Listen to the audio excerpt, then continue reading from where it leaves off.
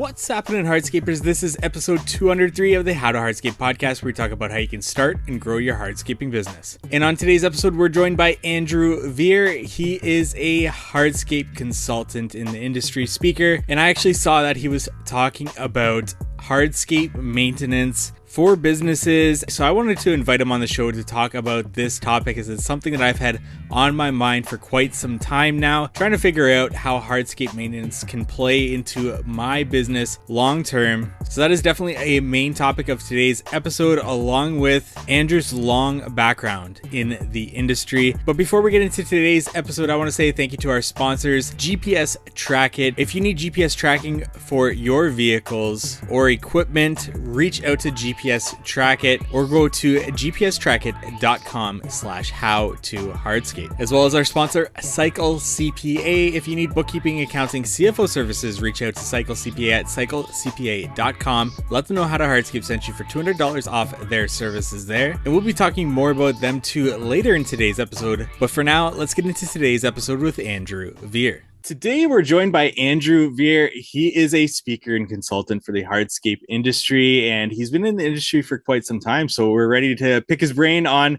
that, as well as you can find him at andrewvear.com. That's VEAR. Andrew, thank you so much for joining us here. Hey, thank you. Good morning. Andrew, let's get started to get to know a little bit more about you, yourself, your beginnings in the industry, what brought you to where you are today. A little bit of context there for our audience. Well, actually, I'm originally a bricklayer, a mason by trade, and emigrated to America in my mid-20s and started my first paver company in 1989. I had a couple of partners then in Pompano Beach. And the market was very different then in the 80s to where we are now.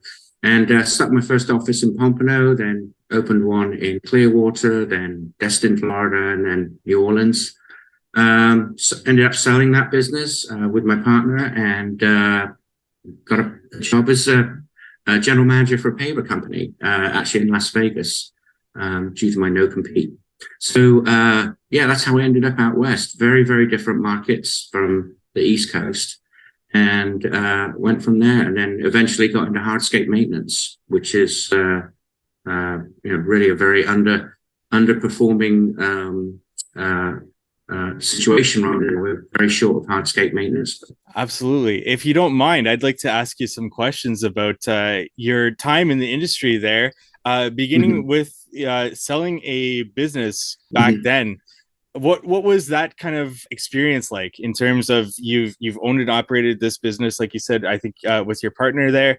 What was it like on the other side of that sale and finding sort of like a purpose after that, or where you're going after that, essentially? Okay, so basically, who buys a construction business? It's really not. To me, it was one of the easiest things to set up is a construction business, and I've set up several companies since then as well, but. The key is to make your business saleable, and that generally is residual income. So if you have a business that's just or just installing pavers, you're really only as good as your last 30 days, right? What were your sales the last 30 days? Because that's going to determine how it runs. But once you start getting residual income, so for instance, from hardscape maintenance, to where you now have maintenance with your customers, just like if you were the person that installed the sod, hopefully you're going to be the one that does the maintenance on that backyard or front yard or house. But if you don't, you're giving away a lot of revenue, and you're giving away residual income, which is what makes a business valuable. Yeah. So that was really, I asked the people when they bought, I said, why did you buy this business, my business? Why did you buy it? They said, because you had so much residual income from people that wanted you to come back and maintain the project. Because what we do is a high-end number, and people want to maintain their pavers just like they want to maintain the rest of their grounds. Very much overlooked, I think, in our industry. Yeah, that's fascinating. And was it like residual income in terms of you are servicing clients and they see on your books that client is a repeating customer? Or is that residual income like you sign them up on some sort of recurring revenue plan where they paid you monthly, yearly, whatever that might be, for you to actually maintain that space. Yeah, well, really, for us, the way my system was that we tried to actually, even when we sold the project, we would be selling maintenance. Hey, we will be here to take care of your project for whatever you need. So many times we do a driveway or a patio, and you basically just want to lose that client. Like, you never talk to them again, you never speak to them again. And that's a huge mistake in our industry. We used to sell pavers as being maintenance free, but all pavements need maintenance. It doesn't matter what type of pavement it is. It needs maintaining. Permeable pavements, especially, need maintaining, right? So I just had a different mindset that repairs and maintenance should be part of any hardscape business. People that buy houses, they have problems with driveways. It needs maintaining. They may not even know who put the project in, and you get that adage where people say, I don't go on other people's work. Okay, well, that's insane. There'd be no mechanics in the industry if someone said, well, I didn't sell you that car. And the other challenge is too, is if you buy a $70,000 pickup truck and you take it back to the dealership for the first oil change, and they say, whoa, sorry, we just sell the cars here. We don't maintain them. It's insane. Right? So you sell someone a $60,000, $70,000, $80,000 project, but you don't have a maintenance division or a service department to take care of that customer that you should never let go, right? Someone that spent 80 grand with you should never let them out of your sight, right? So that's my personal opinion on that. That's excellent. And I like the idea of, especially if you paid money to obtain that client in terms of like dollars spent in ads, to be able to keep them on to improve that lifetime value of that client's much better for your business.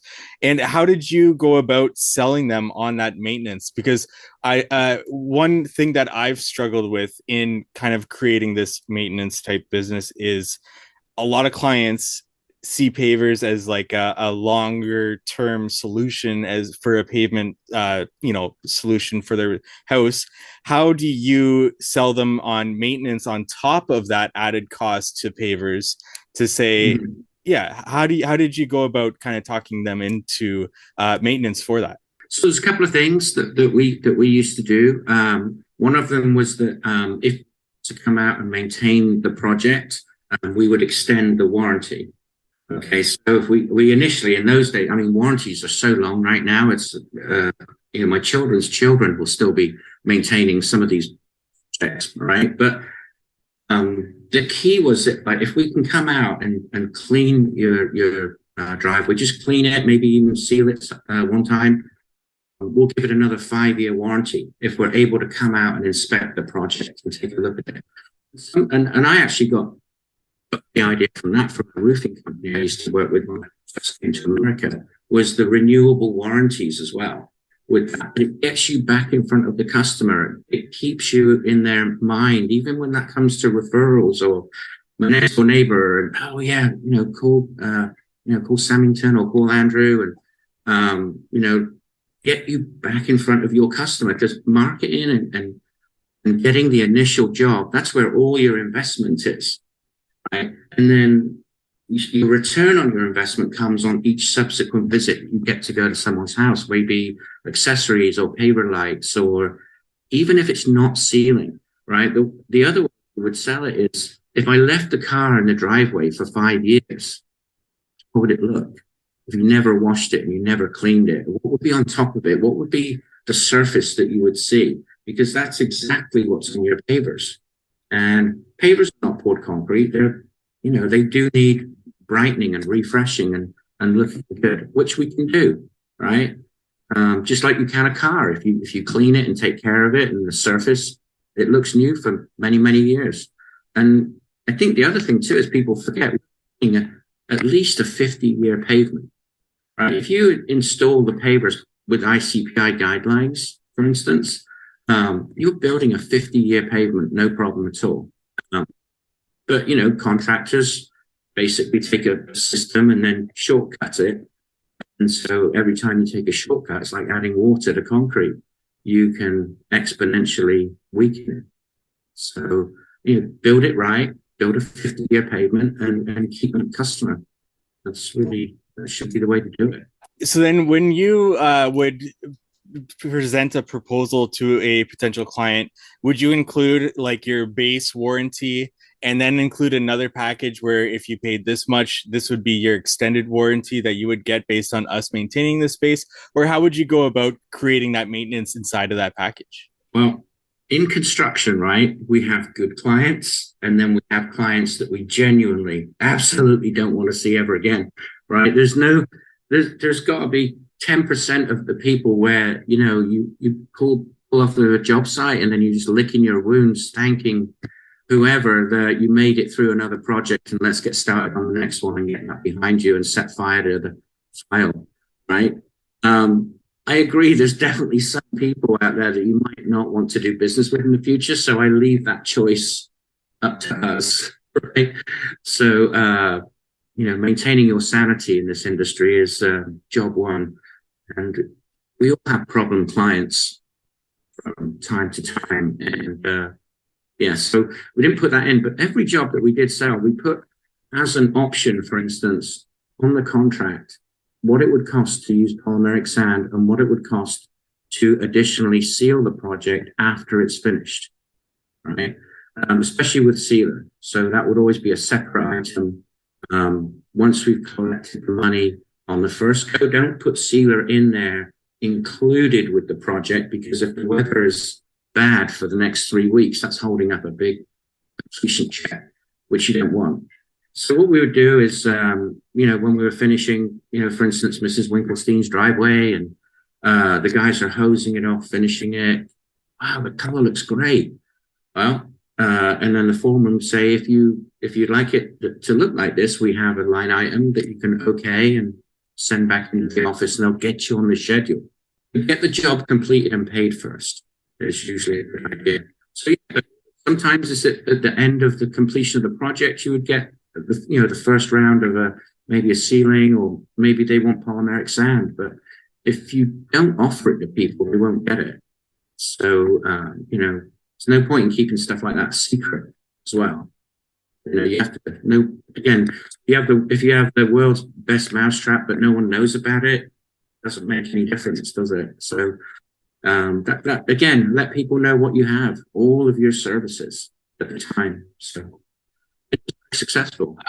I like the idea of like the ceiling is kind of just an add-on, because you want to get paid for the work that's already done and not run into that weather. In my next question, you kind of went into it. It was, what if you did sign up maintenance with a bad customer that you don't want to see again? Because that's definitely a crucial one there. Was this something that you toyed with implementing a recurring draw on a customer in terms of a monthly price? Or was this something that you just kept them in mind and reached out to them when it was time to reseal, or whether you wanted to see whether they needed resanding or anything like that? Well, there's a couple of things with that. Is you have to be careful of the legality of that. So in some cases, if you offer a maintenance program that is prepaid, there's at the time there were some laws in Florida, I think, and we took some legal on it that wasn't a good route to go down. But it is a good route, for instance, to make sure that you're staying in touch, or that you've allocated a salesperson for that project with that. And then, you have a file cabinet full of gold, all of your old customers that you haven't reached out to in the last 5 or 10 years or 2 years or 3 years. You should have someone going through that file cabinet, calling them up. Hey, Mrs. Winkelstein, how have you been? We did your driveway. Oh, you're still in business? And even from that initial re-phone call or reacquaintance with your company, you know what? We did our patio and we're looking at doing our driveway. We're so glad you called. I can't tell you how many people responded, we're so glad you called us, right? Because that's one of the hardest things in sales as well is, no, thank you. I don't want to hear from you. But it's amazing how people that you've done business with want to do business with you again. You just have to give them the opportunity. So, and I think we miss out on that as contractors a little bit, is giving people the opportunity to continue to do business with us instead of it being just a one-time sale. I want to interrupt this episode to talk to you about GPS Track It. When it comes to running a landscaping business, the question isn't what do you do, but what don't you do? If it's not a customer that needs your attention, it's one of your drivers or one of your vehicles. But you already know that GPS Track It exists to help you know more than what you already know, like the most efficient routes to maximize your service potential, like whether or not your vehicles and crews are where they're supposed to be, like how to save unnecessary fuel costs and other costs. And we're going to be covering the benefits of GPS tracking in the future on this podcast. So we're going to continue with the benefits of GPS tracking, but we'll let our fleet advisors give you the full picture. Call 866-693-1291 or go to gpstrackit.com/howtohardscape. Once again, that's 866-693-1291 or go to gpstrackit.com/howtohardscape. Link will be in the show notes. When you are in front of those clients and you reach out to them to see if they want maintenance, how often would they say, oh, I actually want you to do this for me, quote this project for me? Did that kind of come up time and time again? Was that a recurring theme? Very much. And it depends. And again, if the sales are slow, when we went through the first downturn, basically that file cabinet is what might keep you in business, right? It's calling your existing clients. I'll tell you the other thing too is if you don't reach out to them and call them, you will get zero response because you haven't given them the opportunity to rebuy from you again, right? They're just stuck in a file cabinet waiting for someone else to come by and take care of them because guess what? The house might have sold. I understand things like that and everything, but if you can't reach someone, that's the people to get a mailing list going because if it's a property that you've installed, but you can't get hold of the original client, that means someone else has moved in probably, and they need to know that you did the project and that you're happy to maintain it for them, right? So I just think when you put so much effort into the sales, and then as an industry, I think as contractors in general, not even just paver contractors or hardscapers, for contracting, we sort of let them slide. So I think that's important that we need to, and now we have the tools, right? We have some fantastic tools that, for record storage and calling people and good CRM, getting yourself a good CRM tool together really helps your business. When you went to sell your business, that must have been difficult just as a business owner, moving on from something that you've grown. Or was that a fairly easy transition that you knew what you were going to do next as a business owner? How was that kind of transition? Let me think. It was probably one of the most exciting times of my life because, when you're in a business, at the time we had three locations running, I think. And sometimes you can't see the forest from the trees. We actually listed it and then about 6 months earlier and then forgot about it. And then 9/11 happened, and 9/11 was a financial nightmare. Everybody was saying, oh, our money's tied up in New York. We can't pay you right now. But you still have to make payroll, right? And payroll was, tens and tens of thousands of dollars a week, right? And no one's paid you for 3 weeks at this point. It was getting pretty nerve-wracking. And I got a call from the business broker who, incidentally, I'd completely forgotten about. I didn't know who it was on the phone. He goes, hey, we got a bite. I'm like, who are you? I'm your business broker. He goes, make sure everyone's out in the office by 7:00 tonight. So went home, got changed, put on a clean shirt, and met with the prospective buyers for the first time. And the thing is that it seems inconceivable sometimes that someone's actually going to buy your business. I just feel like it's just how you're making money, and I will say, my partner, she was a CPA, my ex-wife, and so the books were set up really good. So it was good. It was easy for the due diligence folks when they came in, very clandestine and everything like that. There was that process, the due diligence process.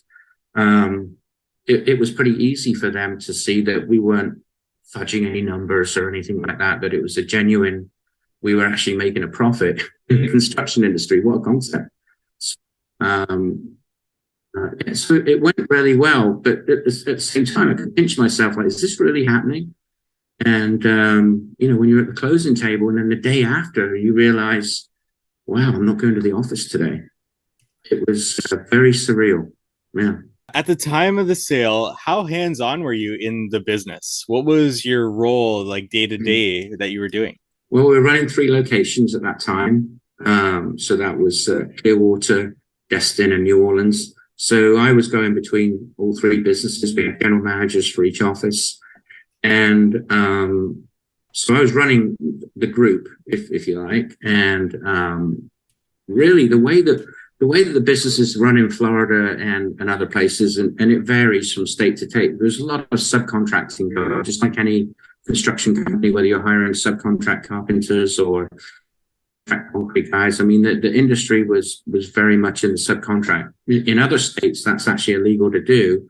California is mostly subcontract crews. Nevada, you can't have any subcontract crews. I mean, so it was busy. I mean, maintaining all 3 offices. So I was out of town a fair bit, making sure. But we were doing mechanical installation at that point as well.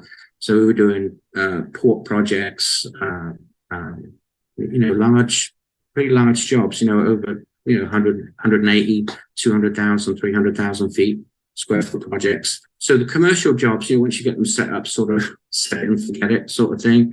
As long as your supply chain is good, labor's good, those jobs are fairly easy. But yeah, we were doing residential and commercial and everything, federal projects. So we had, everything was going. That's all I can say. It was busy. Absolutely. And with that, I want to ask you about labor. How hard was it to find labor back then? Does the trend still continue to this day that it's a difficult find, and especially for like a paver maintenance lift and relay division that would be very labor intensive? Yeah, so we had set up and how I recommend that, even in my when I did the webinar how to get profits from a hardscape business, but the key is to have a separate division, right? The guys that are installing pavers, you necessarily don't need them messing around with detail work, right? It's a bit like hiring a good salesperson, right? Some sales guys are great out there, but they're not so good at details. So hire someone to take care of the details, right? Get that person doing what they can do best, which is selling, get them out there selling. If it's installing pavers, keep them as efficiently as you can installing pavers. But hardscape maintenance requires another level of detail. If there's a small amount of polymeric sand piled up in the corner, that means someone gets the shop back out, or a little dust brush. I mean, the normal things that maybe the crews are just not focused on. So I actually ended up hiring a good friend of mine, Clearwater, who was a painter and waterproofer. Right, so he knew how to use an airless sprayer. He knew about coatings, very detail orientated, and I had him start, get going with that division. And at the time, labor wasn't an issue. In the late 80s and 90s, it was really getting the work that was issued, not the labor.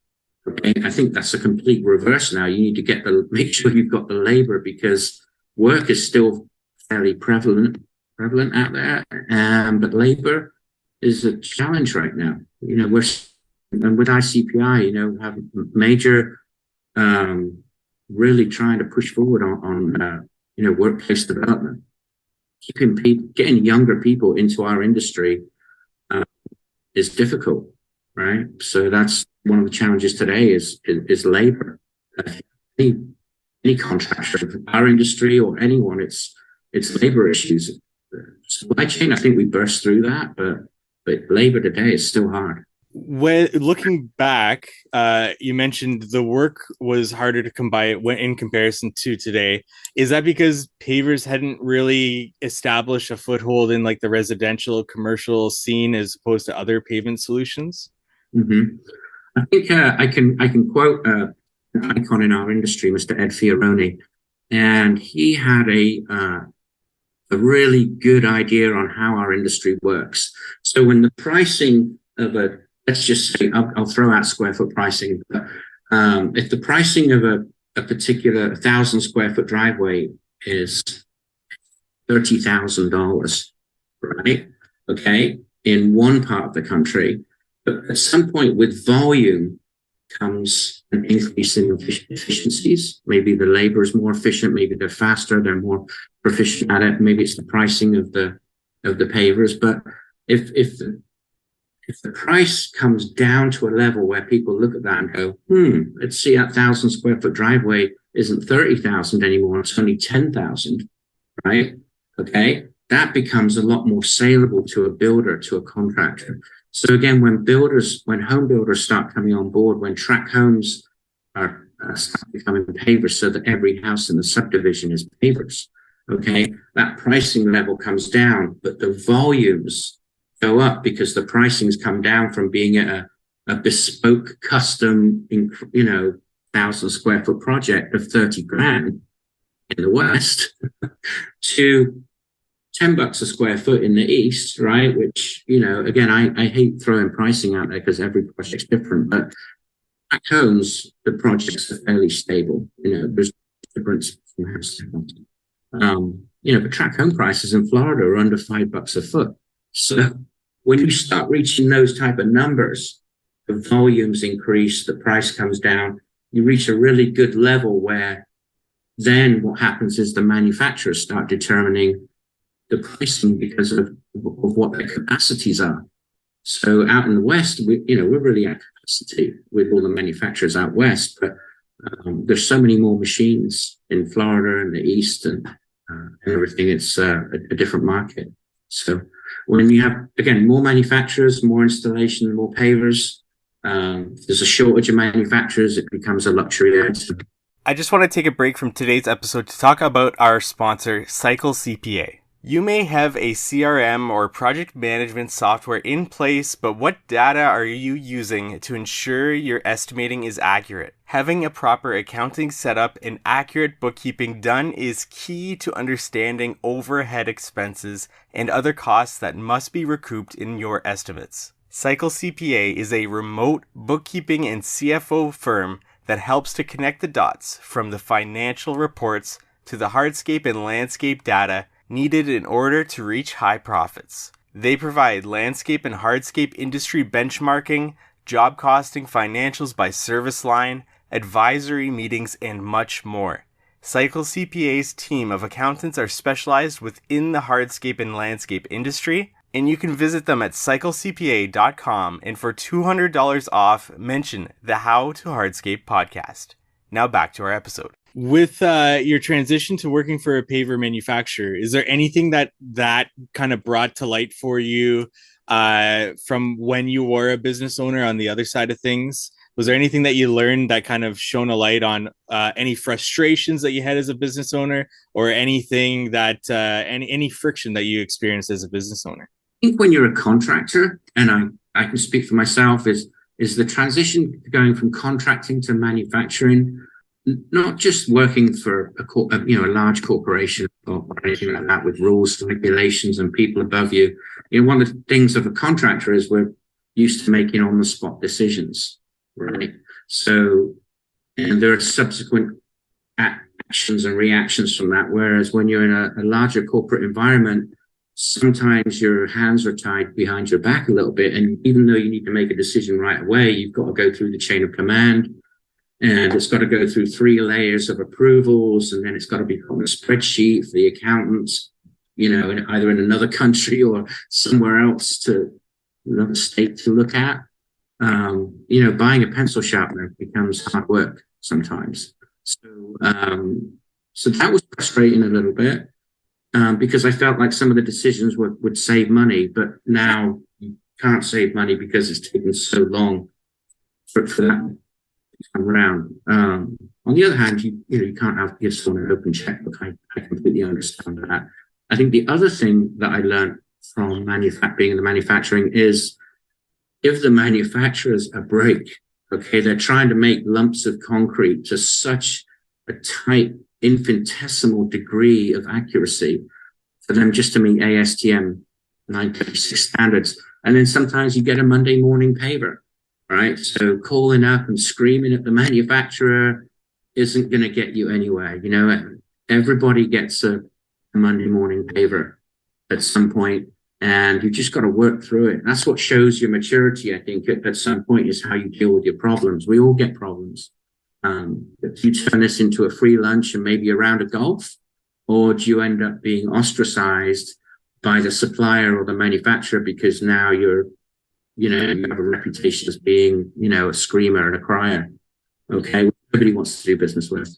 So impact your business. I've seen it impact where leads go when people call in screaming, like, okay, you're just not getting any more leads. We're not going to deal with you.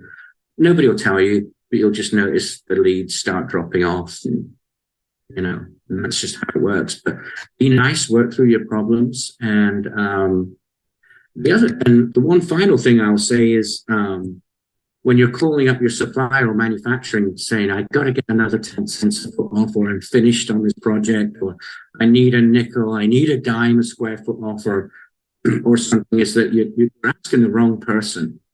Go down to the quarry where you're buying hundreds of tons of aggregates and sand and ask them for money off, right? And when you're buying it, don't say how much is it a ton. Figure out how much a year you're buying in rock and aggregates and sand, and then start negotiating. Look, I'm going to buy, 300,000 tons of base, 57 rock. How much is it? How much is that versus how much is it a ton? Go in with a real grown-up proposal with the people that you're buying, probably spending just as much money with. If you put in 6 inches of base, an inch of sand, or 10 inches of permeable base, okay, you're spending as much there as you are on pavers. Right? So negotiate where people have room, where someone hasn't spent $15 million or $20 million on a paver plant versus someone who's dug a hole in the ground. So there's a lot more movement with the people with the hole in the ground, is the way I look at that. And you can get incredible discounts from the quarry. Yeah, I have to ask you, changes that you've seen in the industry from the time you entered to what you've seen to today. What are some of the biggest changes that you've seen? It could be related to anything: product, labor, equipment, anything that kind of comes to mind for you. Well, products are fashionable, right? There are products out there that we were installing in the 90s that you can't even find today. Some of the shapes, Unidecor, some of those shapes, cobblestone. Some manufacturers have those molds mothballed somewhere, I'm sure.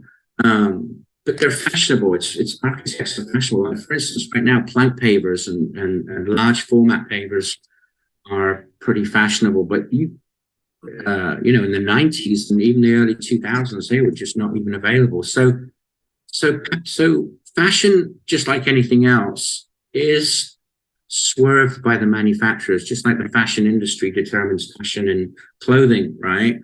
I think our manufacturers also, the guys that make the molds, right? They're the ones selling the molds to the manufacturers, and the manufacturers have to sell those to us, like, oh, look, and then they're selling it to designers and I don't want to use the word influencer, that's not quite correct, but to cities and engineering departments, and how wonderful these pavers are. And you have to keep the industry alive with new shapes and colors and patterns. And I'm very glad that we're not installing the same pavers we were in the 90s, because they were pretty boring. We have some incredible stuff out there now, all different multiple shapes, and it's fantastic. And then the other thing too is the mechanical industry. I've seen the mechanical pavement industry really start ramping up, I would say, in the early 2000s.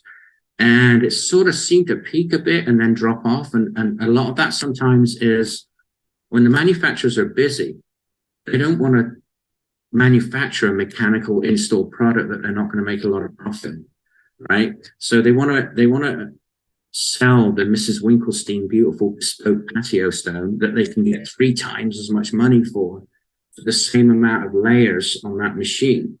right? That machine is only going to put in you utilize so many layers per day. And if you can money per layer versus and you need to make 400,000 square feet of natural gray 4x8 pavers, right? Which I'm making points on, sort of gets shoved to the back. So I've seen the manufacturers not promoting mechanical installation so much this last decade, just because they've been so busy, I think. And then my final question for you here is, as a speaker, as a consultant, you've no doubt spoken to a lot of different contractors. These days, what are the common issues or questions that you get from contractors on an ongoing basis? I think a lot of it is bringing on new labor, right? The acquisition of labor and then training, okay? And how to, I think, I did a couple of consulting clients in the Pacific Northwest last year, and I saw some of the really, one company specifically, I won't mention their name, they probably know who they are, but they have such a great company culture. And I think if you want to hire good people, right, have a good company culture. It doesn't have to be everybody's, falling down in pillows every day or anything like that and a soft landing, but it needs to be a place where somebody wants to come to work, where they're with a group of people that they want to be with versus, I don't know, playing video games. It's, and I think there's some genuine companies out there that do a really good job with that. And I think the companies that cannot find labor and really struggle with labor is because they have just a neutral balance on that. They really don't have a place to work where people want to come to work, where they see themselves growing, where they see themselves being mentors within the organization, right? And creating mentorship within the organization. That's what brings on new people and new employees. And I think that labor is changing, right? It's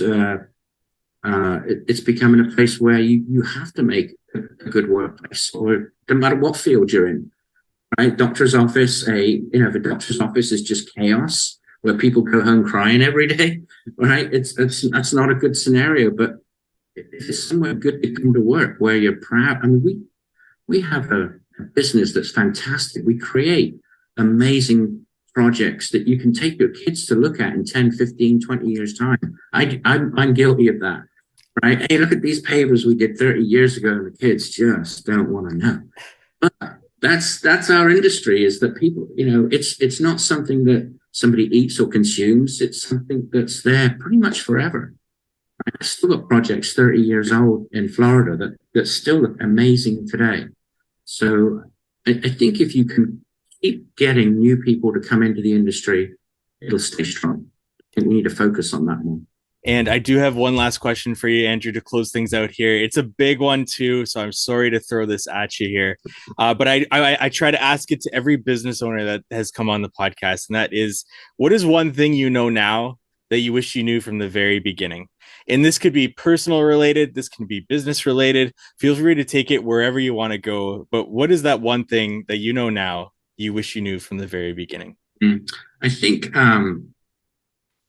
with ICPI, we developed a commercial sales class. And I think taking a business from residential into commercial, there's a lot of growing pains with that.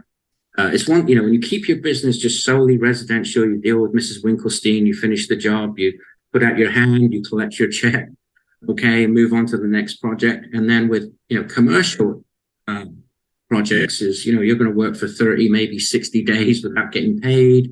And you have to, making sure all the paperwork's correct.